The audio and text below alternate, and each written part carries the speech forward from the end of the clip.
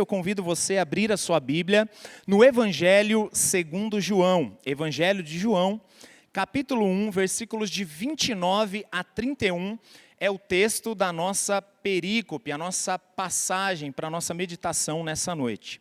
Evangelho de João, capítulo 1, versículos de 29 a 31.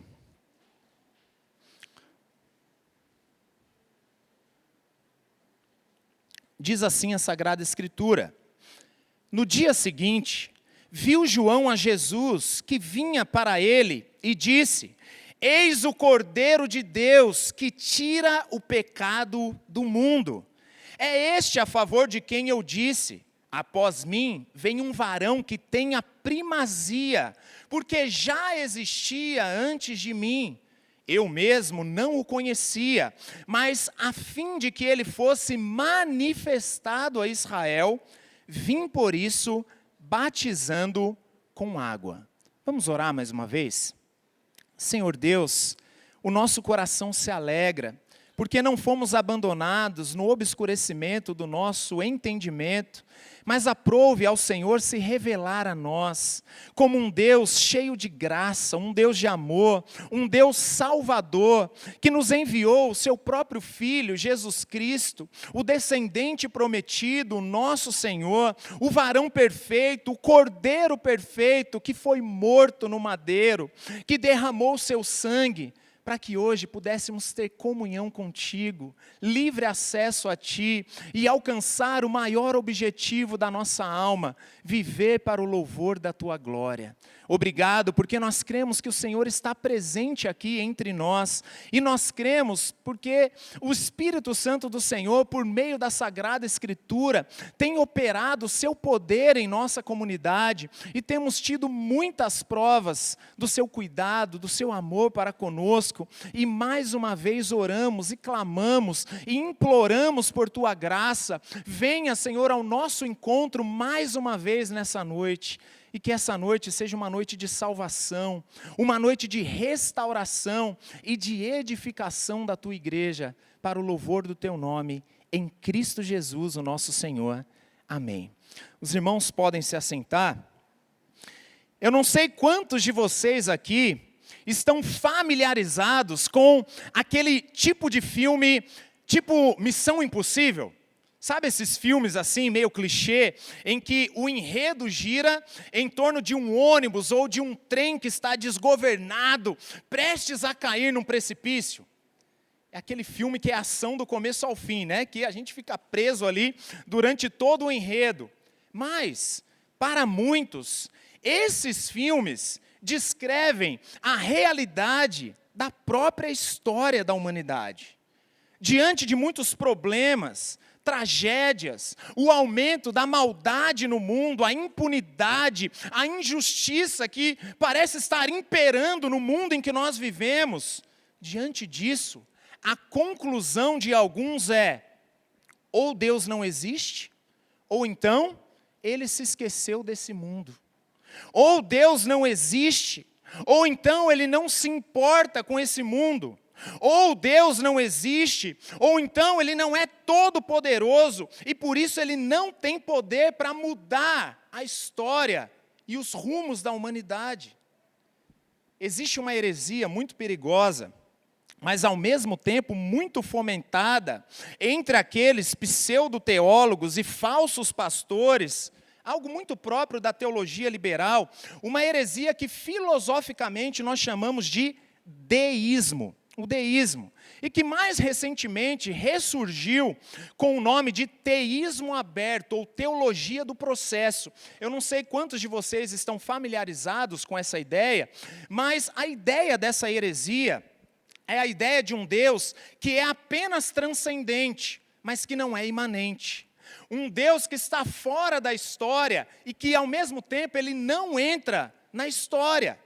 A ideia de que Deus não intervém, de que Deus não se relaciona com a humanidade, de que Deus não pode interferir no destino da história. Muitos pensam assim, inclusive alguns teólogos. É aquela famosa ideia do Deus relojoeiro. É como se Deus criasse o mundo, como quem cria um relógio. E Deus, ele deu corda no mundo, e ele deixou o mundo entregue a ele mesmo. A terminologia usada por eles é de que Deus criou o mundo como um mecanismo autoexistente. O mundo existe por si só. Deus não se relaciona, Deus não intervém. Daí vem a ideia do teísmo aberto. A ideia de que o futuro está em aberto. Por quê? Porque o mundo foi entregue a si mesmo. Deus não se relaciona com o mundo criado. Inclusive, alguns afirmam que Deus, ele nem sabe o que vai acontecer no mundo. Deus nem sabe o que os homens vão escolher e para onde vai os rumos da história. Mas, meus irmãos, definitivamente, esse não é o Deus da Bíblia. O que nós observamos nesse texto que nós lemos é o exato oposto disso. Deus, ele não apenas sabe o que vai acontecer no futuro e na história, mas ele também é o Deus que sustenta e governa a história. Que diante da queda e do pecado do homem criado, ainda assim aprove a Deus demonstrar a sua misericórdia, e movido pelo seu amor, ele nos enviou o seu Filho para nos livrar do pecado. O Verbo eterno, ele escolheu nos salvar, e na plenitude do tempo, o Verbo se fez carne. Nascido de mulher, como um homem, semelhante a mim e a você, ele habitou entre nós. O que nós vemos nesse texto é Deus entrando na história para cumprir um plano, o plano eterno de redenção. Esse texto nos apresenta a anunciação pública da consumação de um plano de redenção. É sobre isso que trata o texto que nós lemos. Por isso o tema para a nossa meditação de hoje é a manifestação pública do Cordeiro de Deus. Vamos repetir todos juntos? A manifestação pública do Cordeiro de Deus. Nós sabemos que para interpretar um texto é preciso recorrer ao contexto, não é isso? Especialmente numa narrativa, nós precisamos entender o enredo da narrativa, a história, essa linha de ouro que perpassa por toda a história, além dos personagens, o cenário, o diálogo. E em termos de cenário, quando nós olhamos para esse texto, especialmente com base nos evangelhos sinóticos, nós sabemos que João, ele estava batizando aqui no Rio Jordão. Então, uma narrativa, você tem que entrar na cena. Então, imagina aí que você está observando esse cenário. João está batizando no Rio Jordão, quando Jesus vem ao seu encontro. Não é isso que está dizendo o texto? Então, nós temos que imaginar aqui João Batista batizando no Rio Jordão e Jesus vindo até ele. E ao avistar Jesus, João ele dá testemunho para todos que ali estão. Imagina, João está na presença de muitas pessoas, ele está ali no Rio Jordão batizando e Jesus vem até ele.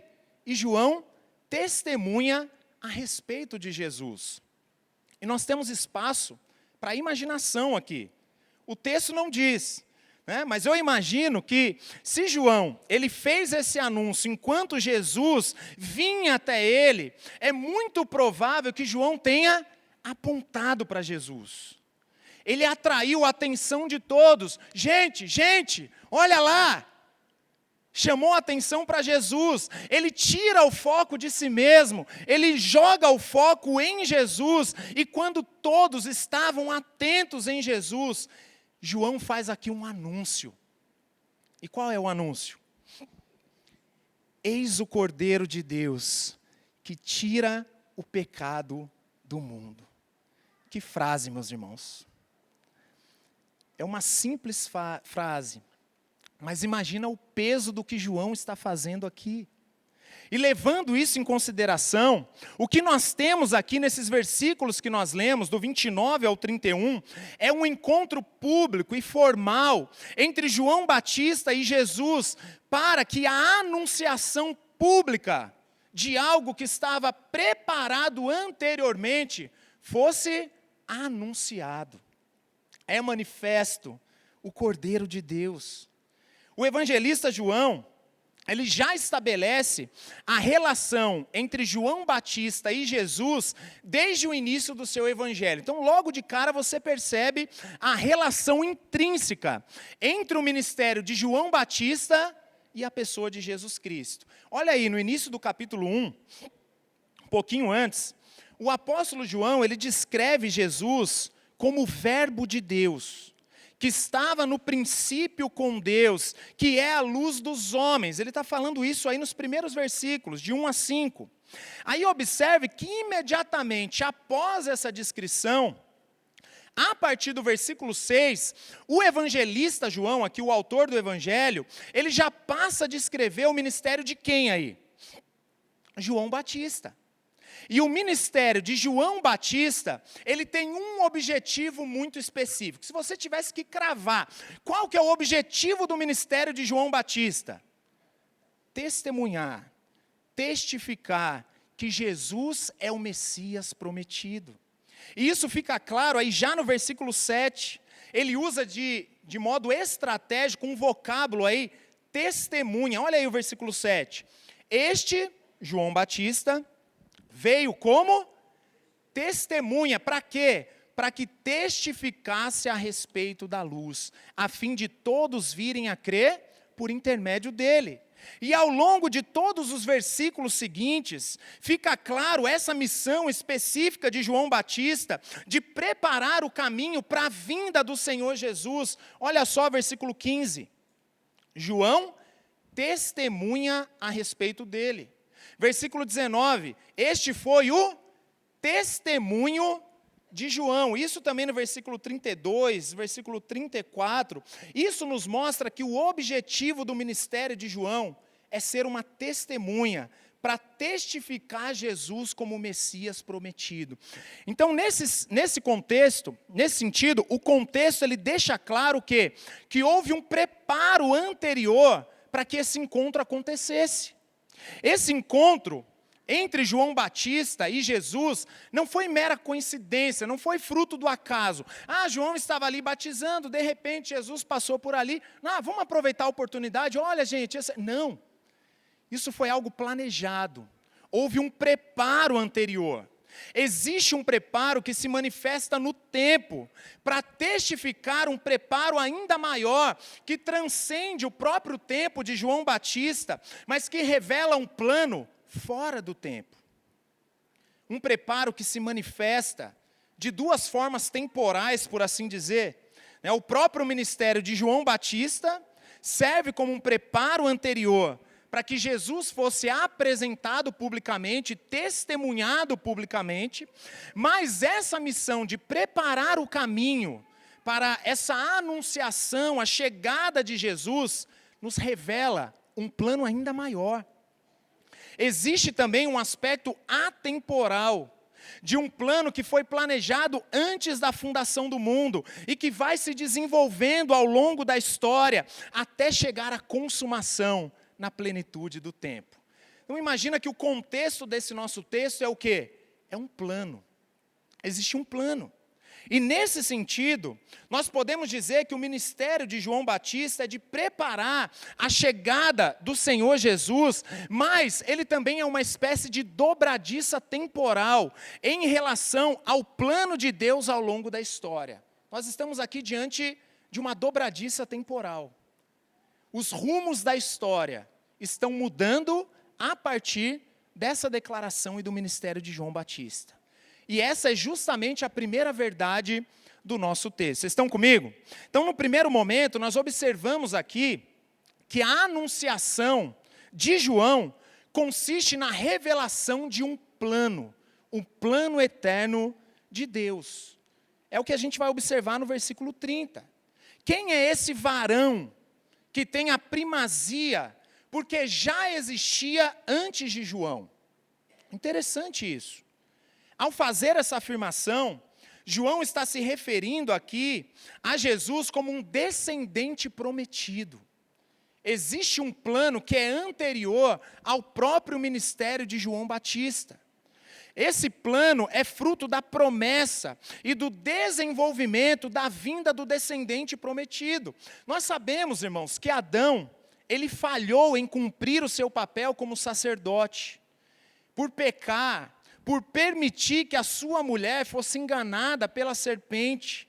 Entretanto, ainda que a queda tenha sido, por assim dizer, esse motor propulsor que espalhou o pecado por toda a terra, o plano e a missão de Deus dada a Adão permanece, mesmo depois da queda.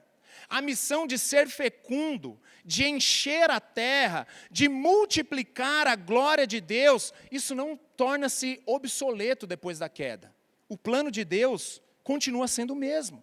O plano de Deus para a sua criação continua o mesmo, mas para que a continuidade dessa missão seja possível, além da própria continuidade da existência de Adão e Eva diante da justiça de Deus, o próprio Deus estabelece que o homem agora necessita de um mediador. O que fica claro logo depois da queda do primeiro casal. O homem depende de um mediador inocente entre ele e Deus. Nas palavras de Jonathan Edwards, ele diz o seguinte: é patente que Cristo começou a exercer o seu trabalho de mediador entre Deus e o homem assim que o homem caiu, pois a misericórdia foi estendida imediatamente para a humanidade. Havia misericórdia na paciência de Deus, tanto que Deus não destruiu o homem, como fez com os anjos quando estes caíram. Porém, não existe misericórdia para a humanidade caída, a não ser por um mediador. Por isso, nós temos que ter em mente que as Escrituras, elas não são como uma colcha de retalhos, sabe, um conglomerado de livros que estão ali agrupados aleatoriamente num livro maior. Não, pelo contrário, existe uma unidade nas Escrituras que faz desse livro um livro único, que nos revela uma história, a história da redenção. Ao longo de toda a revelação progressiva, ao longo da história, nós observamos a manifestação de um plano estabelecido mesmo antes da criação e que vai sendo revelado e aplicado no tempo ao longo da história. O avanço da história nos mostra o desejo de Deus de ter comunhão com o seu povo. A história é como se fosse uma história de amor, de Deus indo ao encontro daqueles que pecaram, que estavam debaixo de maldição e da condenação do pecado. E para que isso seja possível, desde o Éden, nós podemos observar aquilo que nós chamamos de proto-evangelho. O que é o proto-evangelho? É uma referência ao Evangelho, mesmo antes do Novo Testamento. É uma referência ao Evangelho, mesmo antes da vinda do Senhor Jesus. E a gente observa isso depois da queda de Adão e Eva. O Evangelho foi revelado ali pela primeira vez. Deus chama o homem e a mulher para conversar, não é isso? Na presença da serpente, ele fala sobre as consequências do pecado, sobre Adão, sobre Eva, sobre a própria serpente, e depois disso Deus faz uma promessa que tem um aspecto aqui de cumprimento profético no futuro. Ele afirma, Gênesis 3,15, da descendência da mulher virá aquele que pisará na cabeça da serpente. Ou seja, da descendência de Eva, viria um mediador prometido, que esmagaria a cabeça da serpente. Deus diz que a serpente o feriria no calcanhar, e aqui é uma referência à cruz, mas que aquele que nasceria da barriga da mulher, o Messias prometido, esmagaria a cabeça da serpente. E além dessa promessa, que se revela aqui como um papel do mediador entre Deus e o homem caído, o próprio Deus, ele cobre a nudez do pecado de Adão e Eva. E ele faz isso com o quê? Com roupas de animais. Lembre que depois da queda, o homem e a mulher se esconderam. E para esconder o pecado, eles fizeram ali uma gambiarra, né? Uma roupinha de folha de figueira. Imagina, devia ter sido um negócio meio artesanal, esquisito. Eles se esconderam de Deus, Deus chama eles para conversar. Depois de tudo isso, o que Deus faz? Ele tira aquilo. Por quê? Porque o homem não é capaz de cobrir a sua própria nudez, a sua própria vergonha. O homem por si só, ele não pode se justificar dos seus próprios pecados, e Deus cobre o homem e a mulher com peles de animais. E isso só pode indicar que essas roupas, elas foram feitas do quê? De animais mortos pelo próprio Deus, como um sacrifício substitutivo. Por quê? Porque não há razão para existir morte de animais antes da queda. Então imagina, isso associado à promessa do descendente, o que isso nos mostra? Isso nos revela que o próprio Deus, Ele estabelece o sacrifício substitutivo, a morte de um inocente, como um meio pelo qual o Messias prometido esmagaria a cabeça da serpente e cobriria o pecado do homem. E é exatamente o que João Batista está fazendo aqui. Ele está revelando Jesus como esse Messias prometido lá atrás. E além da fala de João em revelar Jesus como o Messias, o descendente prometido, ao afirmar que ele existia antes de mim, não é isso que diz o texto? Ele também se refere a Jesus como sendo Deus. Como sendo Deus. Isso porque a fala de João, obviamente, não poderia se tratar apenas de uma questão de quem nasceu primeiro. Ele existia antes de mim, por quê? Porque ele nasceu 1 ano antes, 2 anos antes. Será que é isso que ele está dizendo? Não, obviamente que não.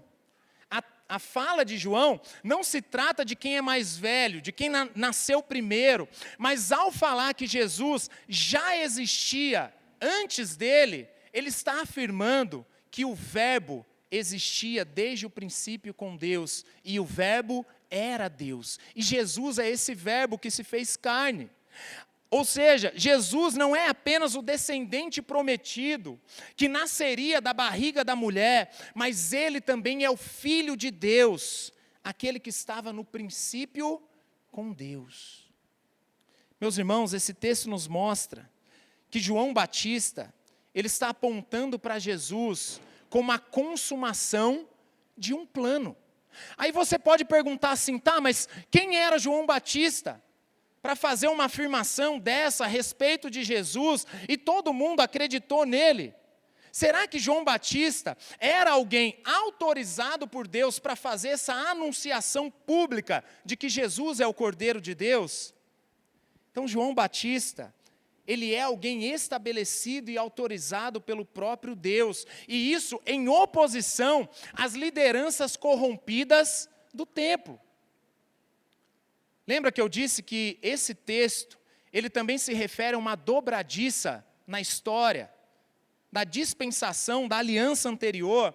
Então essa afirmação de João Batista, não é a afirmação de um louco, de um aventureiro qualquer que deu uns 5 minutos na cabeça dele, e ele falou, olha gente, eis aí o Cordeiro de Deus. Não, isso significa que João Batista, ele tinha autoridade para fazer esse anúncio, ele tinha autoridade para manifestar Jesus, testemunhar a respeito do Messias. Como nós vemos no texto, o ministério de João, ele está diretamente relacionado com a manifestação de Jesus a Israel. Vocês estão comigo? Um olho em mim, o outro olho no texto. A manifestação de Jesus a Israel, é o que diz aí. Então isso significa que o ministério de João foi estabelecido e autorizado por Deus para Israel. Não é qualquer um. E nós temos que lembrar que no momento em que João faz essa declaração, já havia uma liderança estabelecida em Israel. Havia ou não havia? O templo estava funcionando. Havia lá os sumos sacerdotes, Anás e Caifás. Como eu disse, uma vez que nós compreendemos que esse texto, como a anunciação pública da consumação de um plano, nos mostra Deus vindo na história, João Batista, ele é escolhido por Deus para fazer essa anunciação, e funciona aqui como uma espécie de dobradiça no plano da redenção. João Batista, como alguém estabelecido e autorizado pelo próprio Deus, nos mostra aqui que existe uma mudança de locus, da presença de Deus no meio do seu povo. Lembra? desde a queda do homem, Deus ele se faz presente, mas por meio da mediação de um substituto. E como João Batista, ele foi escolhido por Deus, o que Deus está nos mostrando? Ele está nos mostrando que ele está saindo do templo e ele está indo para o deserto. Nós sabemos que Deus estabeleceu na aliança de Moisés no Sinai, que o tabernáculo e posteriormente o templo seriam um sinal visível da presença de Deus no meio do seu povo. Ao longo da história da revelação progressiva, da obra da redenção, o tabernáculo e o templo cumprem o seu papel como um sinal visível de Deus no meio do seu povo. Mas, especialmente com base na narrativa do evangelista Lucas, não o nosso Lucas aqui, né? Do evangelista Lucas, fica claro que Israel falhou em cumprir o seu chamado para ser luz para as nações, para multiplicar a glória de Deus por todas as nações. O templo estava corrompido, irmãos. Inclusive, mais à frente na narrativa, você vai observar que o pátio dos gentios, que inclusive era o que cumpria esse papel de ser luz para as nações, todos aqueles prosélitos chegarem ao Deus de Israel. Sabe o que aconteceu com o pátio dos gentios? Virou uma feira. Não sei se existe aqui em Guaratinguetá, aquela famosa feira da barganha, né? Não sei nem se é esse nome mesmo, né? Virou uma loucura, né? Transformaram a casa de Deus em comércio, cambistas. Estavam ali montando as barraquinhas, o que levou Jesus a expulsá-los do templo. O que Jesus está dizendo? Vocês estão falhando em cumprir com um chamado de ser luz para as nações. E a lei dizia que deveria haver um sumo sacerdote. E esse sumo sacerdote, ele tinha que ser da tribo de Levi e da família de Arão. Mas os sumos sacerdotes, a gente vê isso lá em Lucas, no capítulo 3, os sumos sacerdotes eram Anás e Caifás, que não cumpriam as exigências da lei. Isso nos mostra que o templo, que a liderança religiosa de Israel estavam corrompidos. E é nesse cenário que Deus levanta quem? Misericórdia, gente. Vocês estão comigo?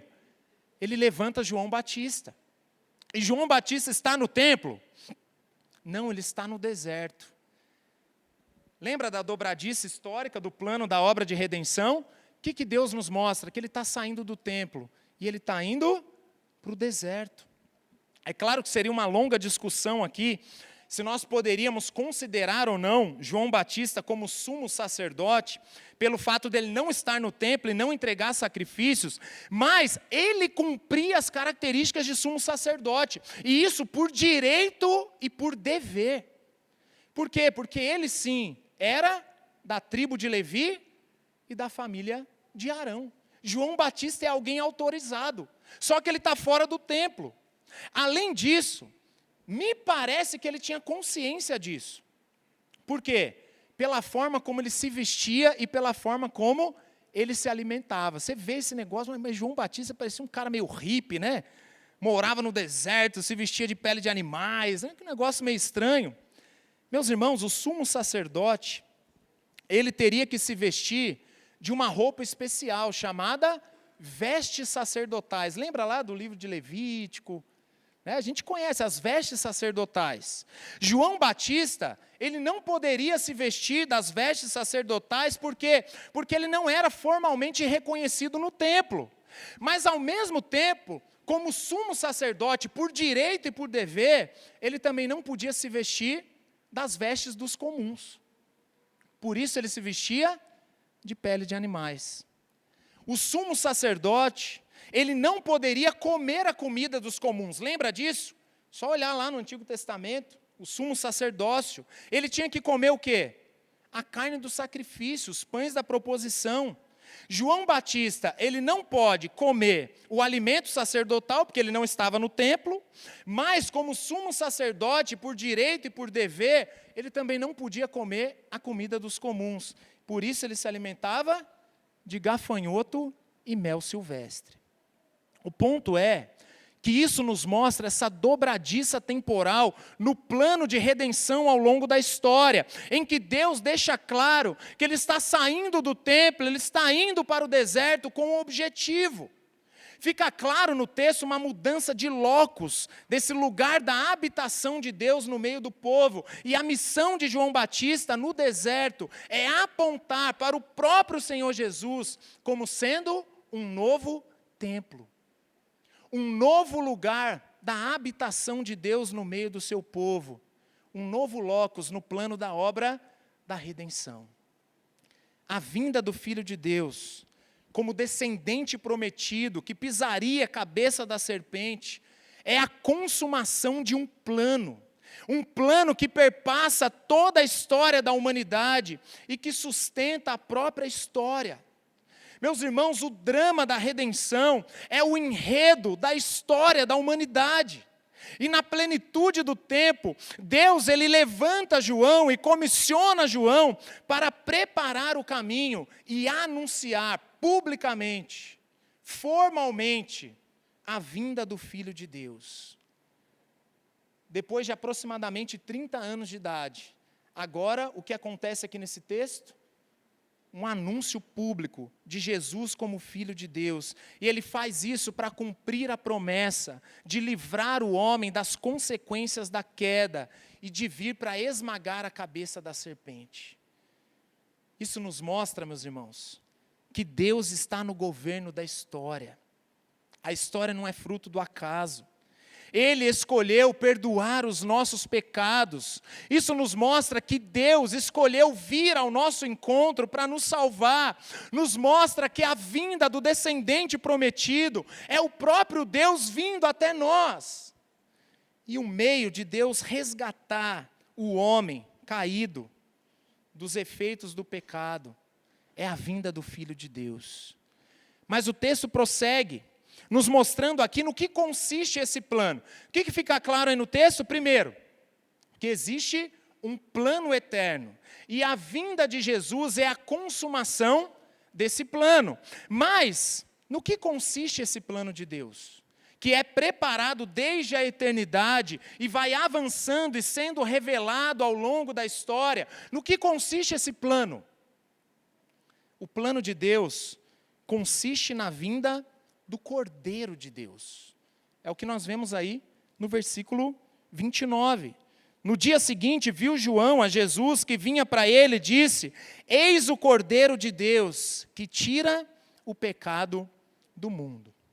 Como nós vimos, o ministério de João Batista aponta para essa mudança de locus, desse lugar da presença de Deus no meio do seu povo. Nós vimos que Jesus é o templo, ele é a pedra que os construtores rejeitaram, mas que é a pedra angular. Nós vimos que diante do fracasso do templo de Jerusalém, nós encontramos inúmeras evidências bíblicas que apontam para Jesus como um novo templo. Uma delas, inclusive, está aqui no capítulo 2, um pouquinho à frente, em versículos de 18 a 21. Olha só o que diz o texto. Capítulo 2, um pouquinho à frente, versículos 18 a 21. Perguntaram-lhe, pois, os judeus: que sinal nos mostras para fazeres essas coisas? Jesus lhes respondeu: destruí este santuário, e em 3 dias o reconstruirei. Replicaram os judeus: mas em 46 anos foi edificado esse santuário, e tu, em apenas 3 dias o levantarás? Mas não é possível que em 3 dias você vai construir um santuário, um templo dessa magnitude. Versículo 21. Ele, porém, se referia ao santuário do seu corpo. Claramente, ao afirmar que destruiria o templo e em 3 dias o construiria novamente, Jesus se referia ao santuário do seu próprio corpo. O seu próprio corpo como um substituto do templo anterior. E assim como o propósito do templo de Israel de manifestar a glória de Deus em meio ao seu povo, Jesus agora, como um novo templo, como diz o versículo 14 aí do capítulo 1, 14, ele é o verbo que se fez carne e habitou entre nós, e vimos a sua glória. O mesmo propósito do templo, exibir e multiplicar a glória de Deus. Mas repare aí na palavrinha, habitou entre nós. Não é isso que diz o versículo 14? Sabe o que é habitar? Nada mais é do que tabernacular. Fazer morada. Tabernacular no meio do seu povo. Jesus é esse templo que veio tabernacular entre nós, a fim de cumprir aquilo que Israel, aquilo que Adão não foram capazes de alcançar, manifestar a glória de Deus por toda a terra. Isso nos mostra que apesar do fracasso de Israel e da transição do templo para a pessoa de Jesus como descendente prometido, permanece o mesmo plano de Deus inicial, a presença redentiva de Deus no meio do seu povo. Mas o ponto que eu quero destacar aí com vocês é que o plano redentivo é o que sustenta essa presença de Deus no meio do seu povo. Se a gente quisesse falar enrolado em línguas, né? Nós diríamos aqui que o que sustenta o plano doxológico é o plano redentivo. Mas, esquece o palavrão, basicamente é a redenção de Deus por meio do descendente que sustenta o plano inicial de Deus de multiplicar a sua glória. Ou seja, em todas as etapas da história da redenção, nós observamos a ideia da presença de Deus no meio do seu povo. Deus está presente. E o que sustenta essa presença de Deus no meio do seu povo é a promessa do descendente, por meio do derramamento do sangue de um inocente. Sempre. Desde os pequenos santuários, isso antes do êxodo de Israel, os patriarcas, Abraão, Isaque, Jacó, lembra o chamado de Abraão? Tem um chamado com Deus, ele faz ali aliança, o que ele faz? O que ele ergue? Um santuário. E faz o quê? Sacrifício. Isaque, a mesma coisa. Jacó, a mesma coisa. Moisés, no Monte Sinai, as ordens ali, o sistema sacrificial para o tabernáculo, para o templo. A metodologia de Deus é a mesma. O inocente precisa derramar o seu sangue, porque caso contrário, Deus não pode estar presente no meio do seu povo. Percebe isso? Jesus veio habitar entre nós. E é esse plano redentivo que sustenta a presença de Deus no meio do seu povo. O que sustenta isso ao longo do enredo da história é o sacrifício do inocente, como um sinal da aliança que aponta para esse sacrifício perfeito. A missão de João Batista no deserto é apontar para o próprio Senhor Jesus como sendo um novo templo, e tem essa mudança de locus, da presença de Deus, um novo lugar da habitação de Deus, mas ao mesmo tempo, João também está anunciando um novo sistema sacrificial para o perdão dos pecados. O que fica claro nessa declaração de João, eis o Cordeiro de Deus que tira o pecado do mundo. Jesus, ele é a expressão máxima da união entre esse plano redentivo e doxológico de Deus, à medida que ele é, ao mesmo tempo, o templo e também o sacrifício. Ele é o templo e ele é o próprio sacrifício. E ele também é o sacerdote, irmãos. Essa declaração de João aponta para um novo sistema sacrificial, uma administração sacrificial, ou mais teologicamente, uma administração do pacto como um sinal visível.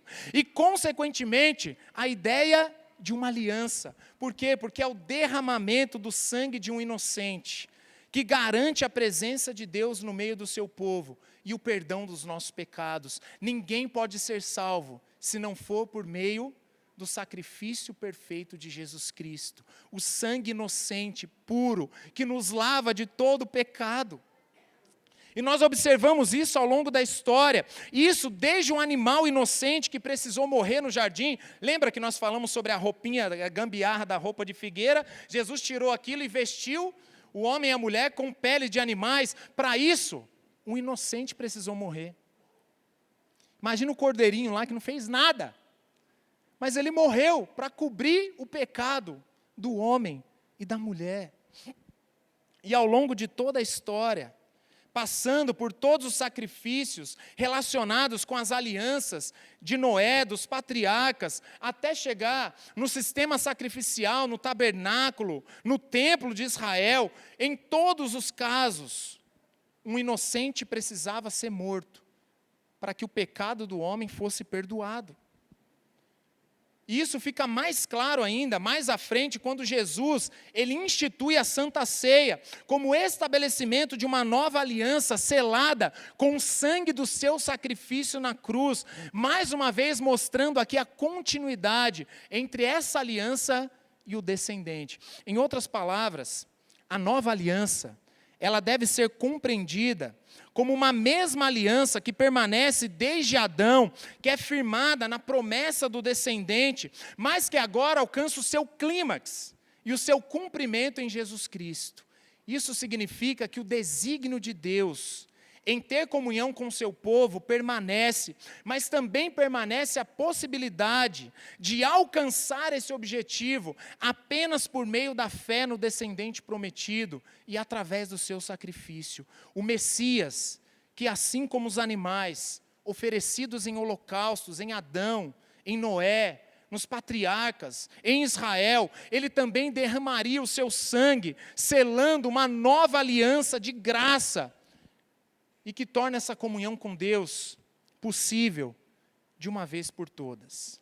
Mas, de maneira simples, quando nós ouvimos a expressão, eis o Cordeiro de Deus, nós temos que entender que João está dizendo, eis aí uma nova aliança e um novo sacrifício. Diferente da administração anterior, sacrificial, da antiga aliança. Agora Jesus, ele é o próprio templo. Ele é o próprio sacerdote, ele é o próprio sacrifício. Mas apesar da continuidade dessa ideia do derramamento de sangue, assim como os animais da antiga aliança, existe agora uma diferença. E essa diferença muda tudo. Agora, esse sacrifício de Cristo, como diz o autor de Hebreus, é de uma vez por todas. Lembre-se, na antiga aliança, um israelita constantemente, ele precisava se apresentar diante do sacerdote, levando o seu sacrifício para receber o perdão dos pecados. Mas logo, ele tinha que ir novamente diante do sacerdote, levando os seus sacrifícios para receber o perdão dos pecados. Mas Jesus agora é o Cordeiro perfeito. Ele é o Filho de Deus encarnado. E o seu sacrifício é de uma vez por todas.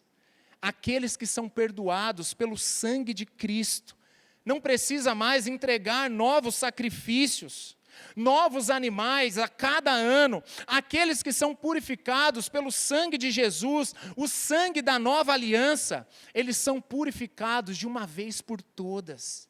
Existe graça no sangue de Jesus, existe perdão no sangue de Jesus, não há pecado que seja maior do que o sangue de Jesus, e todo pecado perdoado, lavado pelo sangue de Jesus, ele é um pecado que ficou para trás.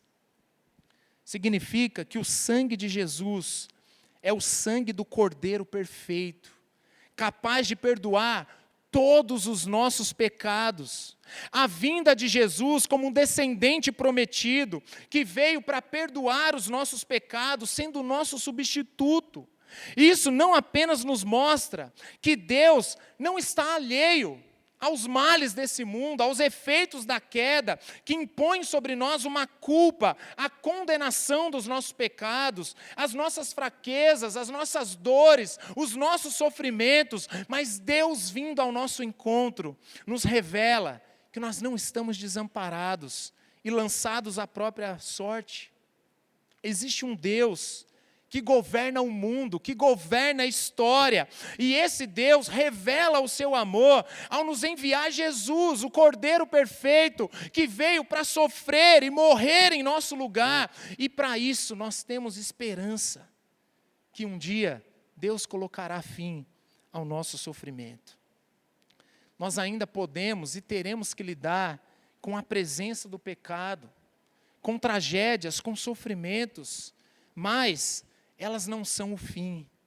Existe esperança para nós, porque Deus vem ao nosso encontro, porque ele entra na história para mudar o rumo de condenação, de destruição do pecado, e o plano redentivo de Deus é um plano perfeito, porque ele é o Cordeiro perfeito.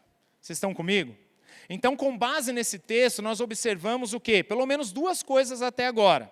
A primeira é de que a história não está lançada à própria sorte. Existe um plano. E esse plano é um plano de redenção. E quando nós fazemos a pergunta, tá, mas no que consiste esse plano? Qual que é a resposta? Misericórdia.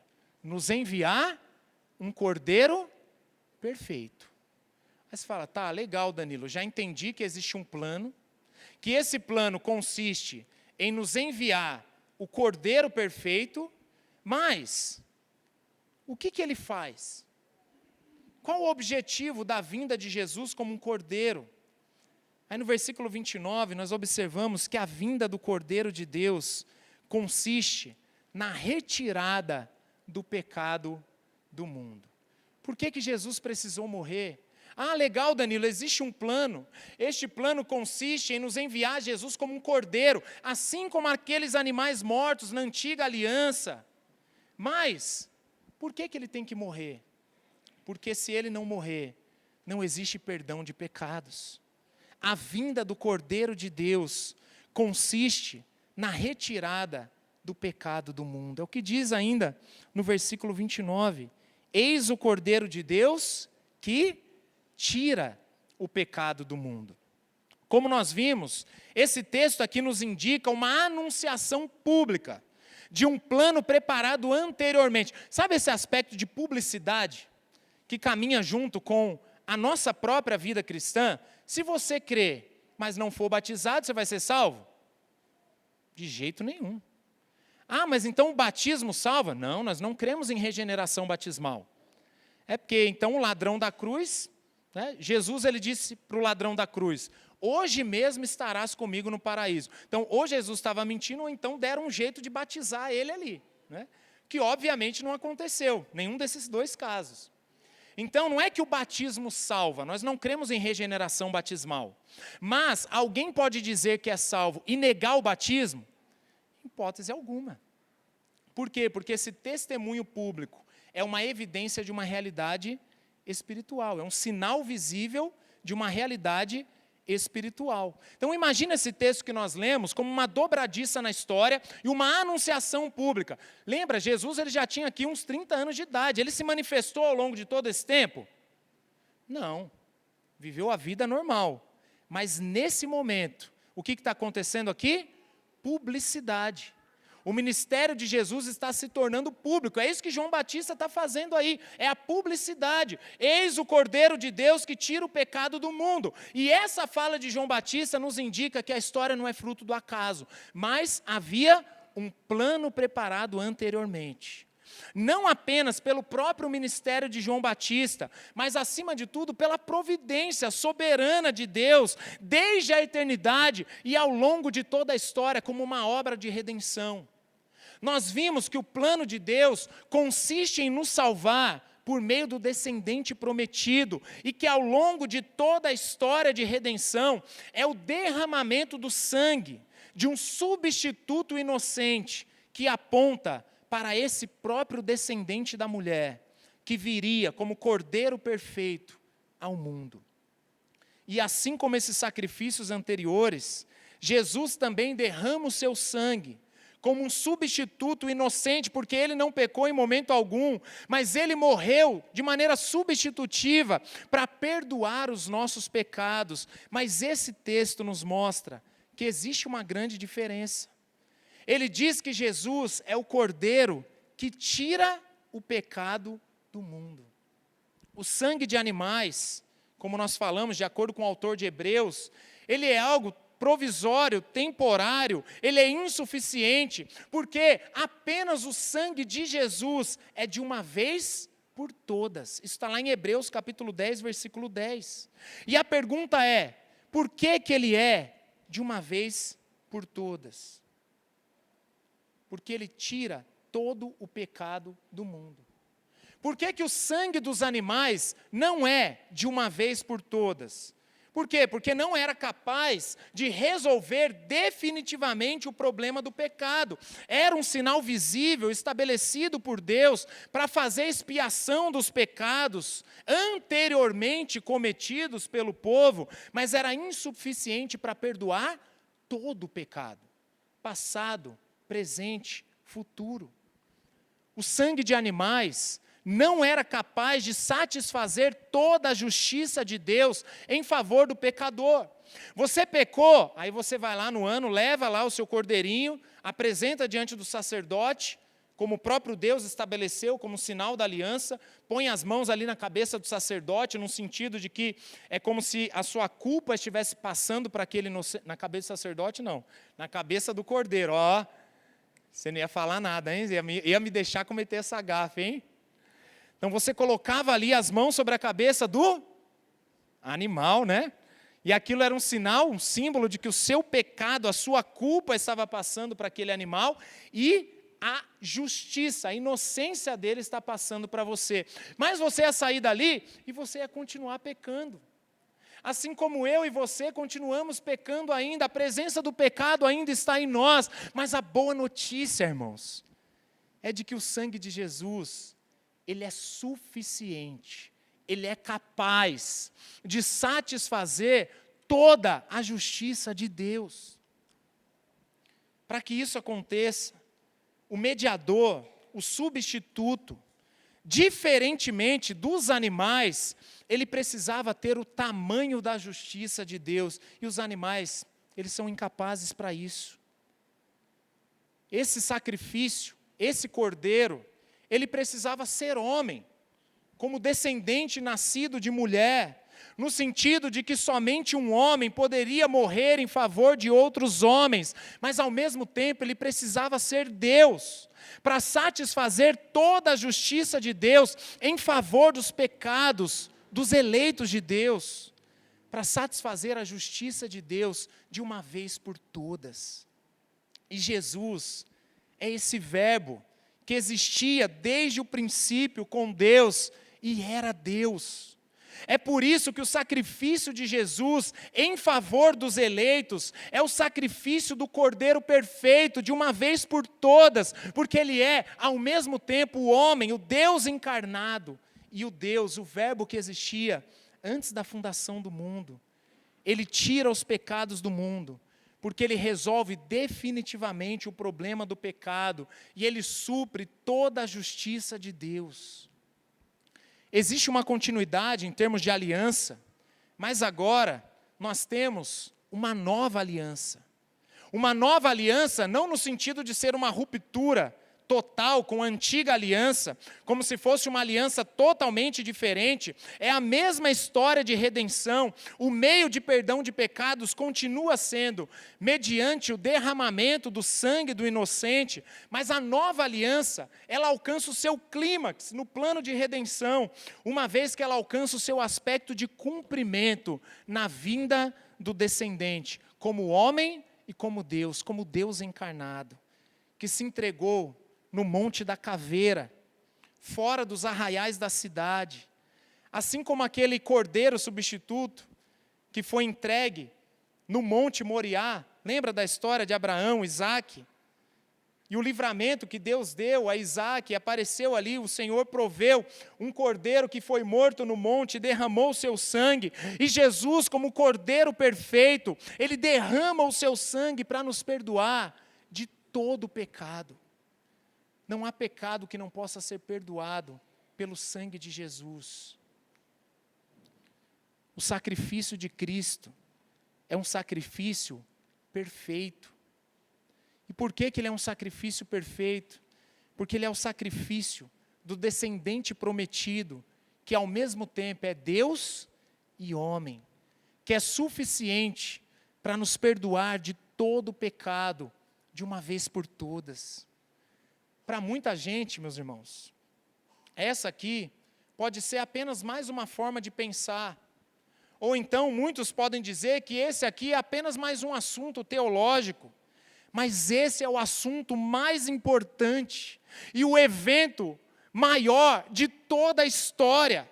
Justamente por quê? Porque o maior problema da humanidade é o pecado, irmãos. Muitos apresentam diversos problemas como sendo os maiores problemas da humanidade. E, de fato, nós temos muitos problemas que nós precisamos trabalhar para evitar ou para, de alguma forma, remediar doenças, fomes, guerras, tristezas da alma. Mas a grande questão é que o pecado é a causa de todos esses problemas. O pecado é a causa de todos os nossos problemas, meus irmãos. Os nossos pecados que nós cometemos contra o outro, o pecado dos outros que nos atinge, que faz desse mundo, o mundo que nós vivemos, um mundo caído, que sofre as consequências da queda e do pecado, e muitos sofrerão a consequência eterna do pecado, como a condenação daqueles que não se arrependeram dos seus pecados, daqueles que não creem em Jesus como seu Senhor, mas ao mesmo tempo, aqueles que já foram crucificados com Cristo e, consequentemente, justificados dos seus pecados, ainda assim lutam contra os seus pecados e contra a causa desses pecados e, muitas vezes, as suas consequências. Como Paulo, muitas vezes, o bem que nós queremos fazer, esse nós não fazemos, mas o mal que nós não queremos, esse nós insistimos em fazer. Por quê? Porque a presença do pecado ainda está em nós. Mas o sacrifício de Jesus, o Cordeiro perfeito, ele não apenas nos torna justos diante de Deus, mas também é somente por causa desse sacrifício que nós somos santificados a cada dia.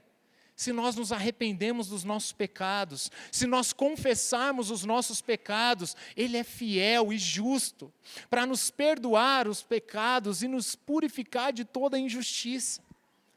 E esse sacrifício perfeito é a garantia de que um dia não estaremos mais sujeitos ao pecado. E, consequentemente, nós não sofreremos mais as suas consequências. Nós sofremos porque nós somos capazes de agir muitas vezes contra Deus e pecar contra Deus. Porque nós não somos capazes de sermos como Jesus, muitas vezes, ainda que a gente se esforce para isso. Muitas vezes nós ferimos e somos feridos por pessoas. Somos tentados pelo pecado a agir contra a justiça de Deus. Muitas vezes nós desejamos aquilo que Deus abomina, e nós não amamos a Deus como nós deveríamos, ou até mesmo nós gostaríamos. Muitas vezes nós falhamos nisso, mas um dia, o pecado não será mais um fardo sobre nós, irmãos, e eu não vejo a hora desse dia chegar. Por causa do pecado, nós vivemos num mundo mau, num mundo injusto, num mundo disfuncional, mas um dia brilhará o sol da nossa justiça. Hoje nós sofremos o peso do envelhecimento, das limitações físicas, das doenças terríveis que nos causam dores e sofrimento, mas um dia, aqueles que estão limitados, sem poder andar numa cadeira de rodas ou numa cama de hospital, um dia eles poderão correr e saltar de alegria, com um novo corpo ressurreto, um corpo glorificado. Meus irmãos, haverá um dia em que não teremos que lutar contra o alcoolismo, contra as drogas, contra a pornografia, contra a esterilidade, a dor do abandono, a solidão da viuvez, as dificuldades financeiras. Um dia, não apenas aqueles que estão em Cristo serão restaurados com um novo corpo para a vida eterna, mas toda a criação será restaurada. Esse mundo, ele não está desgovernado com um destino incerto, mas a boa mão da providência de Deus não apenas sustenta, mas governa a história para alcançar um destino determinado, o triunfo do Cordeiro, o descendente prometido. Porque esse Cordeiro que derramou o seu sangue e morreu na cruz em nosso lugar, ele ressuscitou ao terceiro dia, e a ressurreição de Cristo é a garantia da nossa ressurreição. Nós também ressuscitaremos, porque nos arrependemos do pecado, porque cremos em Jesus como nosso Senhor e como Salvador. E diante desse mundo mau, em que a maldade parece imperar, e esses homens que são inimigos de Deus, eles se levantam contra o povo de Deus, um dia todo joelho se dobrará, e toda língua confessará que Jesus Cristo é o Senhor, para a glória de Deus Pai. O triunfo do Cordeiro é o que nos espera como desfecho dessa história, irmãos. A história não está lançada ao acaso. Todos aqueles que se arrependeram dos seus pecados e creem em Jesus como Cordeiro perfeito, o Verbo encarnado, Filho de Deus, nascido de mulher, o descendente prometido que tira o pecado do mundo, reinarão com Cristo por toda a eternidade. É fato que nós temos muitos problemas, e talvez você esteja lidando com alguns dos seus problemas, e parece que o mundo está em preto e branco. Parece que tudo gira em torno dos nossos problemas. O pecado que tão tenazmente nos assedia, muitas vezes nos entristece, nos aprisiona, como se a vida girasse em torno do nosso pecado, como se o pecado estivesse diante de nós, nos colocando um peso que não nos permite sair do lugar. Mas nenhum pecado é maior do que a graça de Deus, e o sangue de Cristo, ele é superior a qualquer pecado, a qualquer problema circunstancial. Se nós estamos em Cristo, nós temos vida, temos salvação e temos esperança. O encorajamento da palavra de Deus para todos nós nessa noite é de que a única solução para o pecado é a fé no Cordeiro de Deus, Ele que tira o pecado do mundo. Se você ainda não se arrependeu dos seus pecados, se você não declarou publicamente que Jesus Cristo é o seu Senhor, você não é capaz de lutar contra o pecado, você não pode vencer o pecado. A única maneira de ter o seu pecado perdoado é por meio da fé em Jesus Cristo, Cordeiro de Deus. Mas para todos nós que já estamos em Cristo, que já fomos justificados dos nossos pecados, a vida aqui é uma vida de dores. A presença do pecado ainda está entre nós e em nós, e isso nos atrapalha em nossos relacionamentos interpessoais, na nossa luta contra o pecado. Muitas vezes nós nos vemos sem esperança, mas a palavra de Deus renova a nossa esperança e a nossa alegria, porque em Cristo Jesus nós somos mais do que vencedores. O sangue de Cristo, o Cordeiro perfeito, nos purifica de todo pecado. Vamos orar? Senhor Deus, aqui estamos reunidos como seu povo diante do Senhor e diante da tua palavra. E nós te louvamos e te damos graças, porque a história não é fruto do acaso. A despeito dos pecados do primeiro homem e da primeira mulher, a despeito dos nossos pecados, o Senhor não nos deixou entregues a nós mesmos, mas aprove ao Senhor estabelecer um plano de redenção, um meio de perdão, um meio de restabelecer a comunhão com o Senhor. E esse plano, que foi por meio de um proto-evangelho anunciado desde a antiga aliança e ao longo da história da humanidade, foi consumado em Cristo Jesus, o Cordeiro perfeito, que tira o pecado do mundo. Senhor, nos dê fé para crer. Coloque lágrimas em nossos olhos, Senhor, para nos arrepender dos nossos pecados e que possamos confiar no sangue de Jesus como sendo a nossa esperança e o motivo da nossa salvação. Te damos graças e te louvamos, em nome do nosso Senhor Jesus. Amém.